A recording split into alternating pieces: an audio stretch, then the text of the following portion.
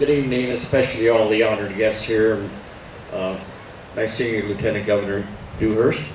And also, I have friends from California with me here for the first time. I want to welcome them. And then also, we have another little guest here that I'd like to introduce, and that is Helen Patton, who is General Patton's granddaughter. Helen, would you stand up, please?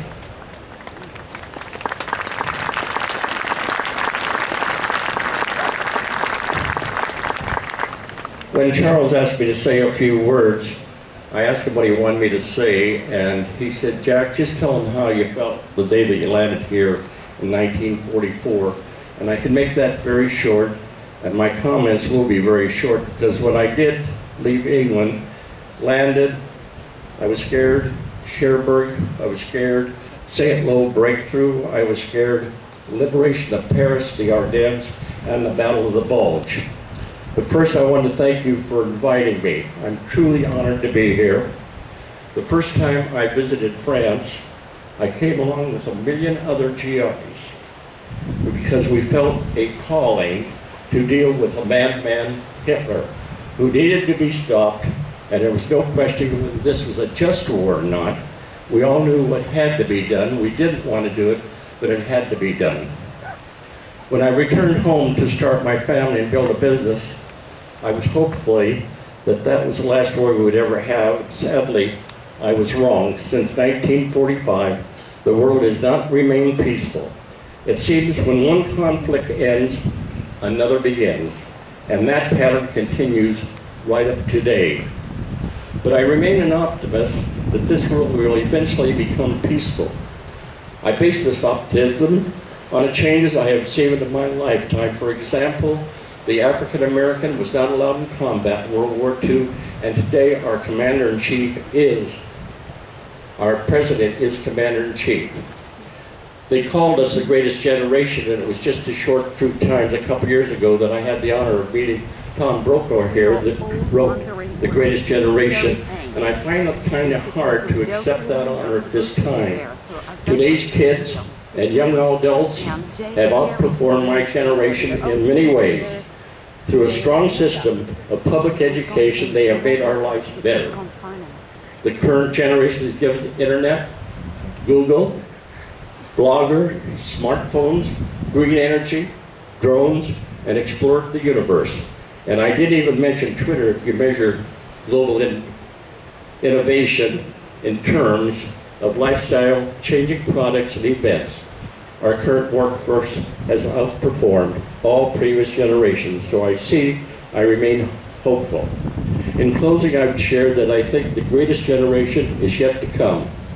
It will be one that recognizes the value of each individual, appreciates and protects the bounties of the planet, and brings an end to conflicts and wars. I love my country, I love France and its people, and I look forward to a time when our children and grandchildren can live in a peaceful world. Thank you.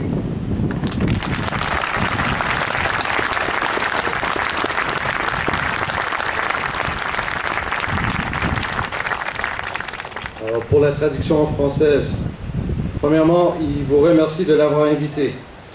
Je suis très honoré d'être ici. La première fois que j'ai visité la France, je n'étais pas invité, mais je suis venu. Je suis venu avec des millions de GIs. Nous sommes venus parce que nous avons répondu à l'appel pour chasser un fou qui s'appelait Hitler. Il fallait l'arrêter. Il n'y avait pas de question que c'était une guerre juste ou quoi que ce soit. Il fallait juste que ça soit fait. Quand je suis retourné chez moi et à ma famille, j'ai fondé une entreprise.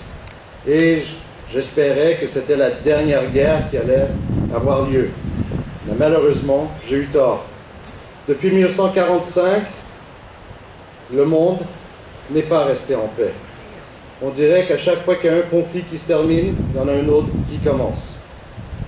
Mais je reste un optimiste, qu'un jour, le monde va finalement être complètement en paix. Et je base cet optimisme sur les changements que j'ai vus dans ma propre vie. Par exemple, quand moi j'ai servi avec des soldats de couleur noire, eh bien ils étaient séparés. Aujourd'hui, mon pays est géré par le commandant en chef, et son nom c'est Barack Obama, un homme noir. Ils nous ont appelés la plus grande génération. Eh bien, les enfants d'aujourd'hui ou les jeunes adultes ont fait plus que ma génération ait fait. Avec un très bon système d'éducation, ils nous ont rendu la vie plus facile. Avec l'Internet, Google, Blogger, les smartphones, l'énergie verte. Et je n'ai même pas mentionné Twitter. Alors vous pouvez voir que je suis toujours très optimiste. Il faut comprendre l'absurdité de la guerre. En finissant, je voudrais partager avec vous que la plus grande génération est encore à venir. Ce sera celle-là qui va reconnaître que les valeurs de chaque individuel est égaux et qui apprécie et protège tout ce que ces individus nous amènent à cette planète. J'adore mon pays, j'aime la France et son peuple.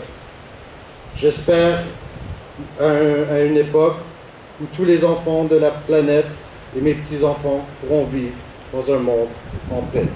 Je vous remercie. Jack Porte.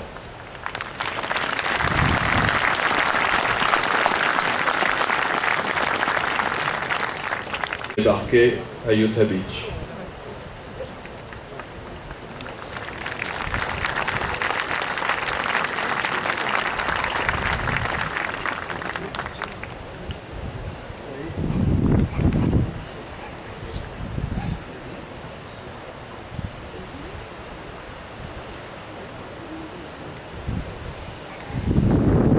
If I could say a little word before I have my script in my hand. I want to thank everybody that's here, Mr. Mayor, honored guest. It is kind of hard for me to speak. I'm a good speaker. I'm also from New Jersey, the worst speaking state in the Union. So please bear with me. I also have what they call Normandy bronchitis, which I picked up as here. Now I'll give you a little history of what I did. Please bear with me. On June 6, 1944, I was with the 12th Regiment of the 4th Division. I landed here on Utah Beach. I stayed 4 days only with the fort and went through San Sever de la Comte and was then transferred to the 9th Infantry Division. J'ai débarqué ici le 6 juin 1944 avec le 12e régiment de la 4e division d'infanterie. Mais je ne suis resté que 4 jours avec la 4e. J'ai traversé Saint-Sauveur-le-Vicomte et j'ai été transféré dans la 9e division. When I reached Brickebeck near Cherbourg, I was wounded by German shrapnel and I was sent back to the field hospital and remained there for 3 days. And on my return to my outfit on the 22nd of June, which was my 19th birthday. En atteignant Brickbeck, j'ai été blessé par un éclat d'obus allemand à l'épaule gauche. On m'a envoyé dans un hôpital de campagne où je suis resté 3 jours avant de retourner dans mon unité le 22 juin. Le 22 juin, c'était le jour de mon 19e anniversaire. Then I went up to Fort Durell in Cherbourg. And the next day, we went to the city of Cherbourg, which was liberated. And then headed for Coutances, St. Lô, Avalanche, where I received my second home. Ensuite, je suis arrivé au fort du Roule à Cherbourg où on se battait pour libérer la ville. Depuis Cherbourg, on a pris ensuite la direction de Coutances, de Saint-Lô et d'Avranches. Et là, j'ai été blessé une deuxième fois. When I woke, I was up in England. I was there for 3 days and didn't know it. My family received the first telegram that I'd been missing in action. I was in a hospital for 4 months and expected to go home. I was transferred back to non-combat unit, and that's how I remained the rest of my time in the service. Quand je me suis réveillé, j'étais dans un hôpital en Angleterre, mais ma famille avait déjà reçu un premier message disant que j'étais disparu au combat. Je suis resté 4 mois dans un hôpital avant d'être transféré dans une unité non combattante jusqu'à la fin de la guerre. Voilà, en quelques mots, ce que John voulait vous dire sur son passage en France.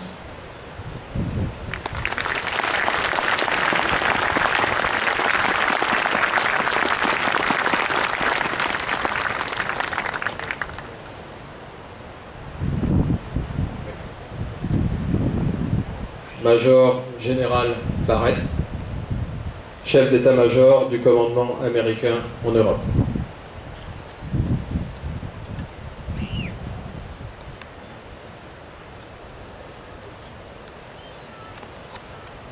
Honored guests, Lieutenant Governor Dewhurst, Monsieur le Maire Millet, Monsieur les sous-préfets, Vice Admiral, partners, allies, ladies and gentlemen, and most especially our veterans.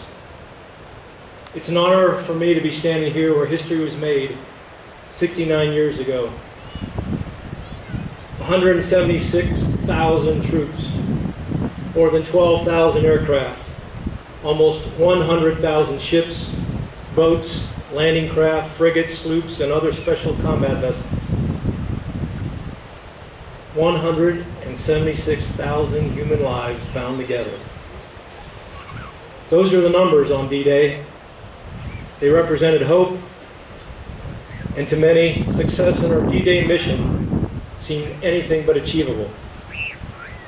The enemy had a stronghold on this, the northern coast of France, and here we were with our surprise attack, hoping to secure a beachhead to push on, so victory could begin. And no matter how many books I read, museums I visit, or movies I see, the odds and the outcome still seem impossible. But here we are in the presence of giants who stood their ground and fought for freedom alongside our friends and allies. And it's hard to imagine on this peaceful, sunny night, this serene place as a hellish battlefield. A place where strong winds scattered paratroopers and brought crashing waves large enough to swamp amphibious tanks. Pelting rain stung the faces of young men crossing the channel as they heard the unmistakable sounds of war raging ahead of them. And after hiding under the veil of darkness for hours throughout the night, waiting, wondering what daylight would bring, if they would live to see another day. And then the troops began to storm this very beach as the sun crept over the horizon. Determination and courage quickly replaced the fog of anxiousness and fear that filled the air in the hours before the attack. And from sea to land to the open skies, the fury of war erupted in every direction. In the air, it was pilots like Major David Henry Dewhurst Jr. who provided cover for 20,000 combat troops below. Dewhurst, a bomber pilot who led the last bombing of Utah Beach on D-Day, flew the famed B-26 Marauder. And as an airman, I was quite thrilled to see one on display early this evening in the Utah Beach Museum. Now, as a fighter pilot myself, I've often been accused of thinking that at the end of the day, it's about the pilot and his plane. But in reality, that perspective is short-sighted, as we understand more than anyone that we are not alone. It takes a team of intelligence officers, mechanics, engineers, and so many more to ensure every pilot and every aircraft have the conditions necessary to accomplish the mission. This team is bound together for a common goal. And on D-Day, it was no different. The heroes we think of fighting to the death on the beaches and flying through the skies couldn't have done it without the rest of the support team, from the air traffic controllers, weather forecasters, sailors piloting the massive Navy ships, to the factory workers back home who built the ships, designed the aircraft, and assembled the tanks. It took a team. It was so much bigger than any one individual. It was much bigger than any one country. But we were all bound together to ensure victory. During World War II, our veterans showed us strength as individuals, but also that we are stronger when we worked as a team with our European friends and allies. Here in Europe, we have close partners with whom we've had a history of enhancing security, providing regional stability, and achieving global initiatives. And a NATO presence in Europe since World War II has helped provide 65 years of relative peace and stability on both sides of the Atlantic, and helped to foster strong relationships with allies and partners, like our great friends here in France. Now today we live in a very different world than those who forged through D-Day. Military missions, equipment, and roles have evolved. Former adversaries are now steadfast partners, and Europe isn't a battlefield. It's a training ground where U.S. military prepare alongside our European partners for military conflicts, natural disaster relief, and humanitarian aid missions. And even during tight fiscal times, it's important for us to continue building relationships with our friends in Europe and show the value we place in these long-standing partnerships. We've come a long way as partners, as friends, since the long and arduous battle that occurred here 69 years ago.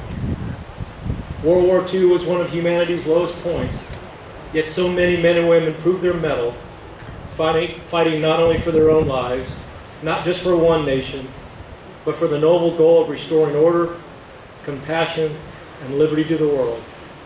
And we are still bound together. General George S. Patton said, "War is hell," and that never seems to change. Whether those conflicts serve to help an oppressed people overcome a violent dictator in the name of democracy, or focus on thwarting the unspeakable plans of terrorists, new generations of service members have been put to the test and will continue to do so. Just like 176,000 human faces who fought in Normandy 69 years ago. You see, we're bound together in our desire to see the world become a place which our children can grow free and strong. We are bound together in the task that stands before us and the road that lies ahead. We are bound together, and we all want to make this world a better place. And together, I believe we do. Thank you.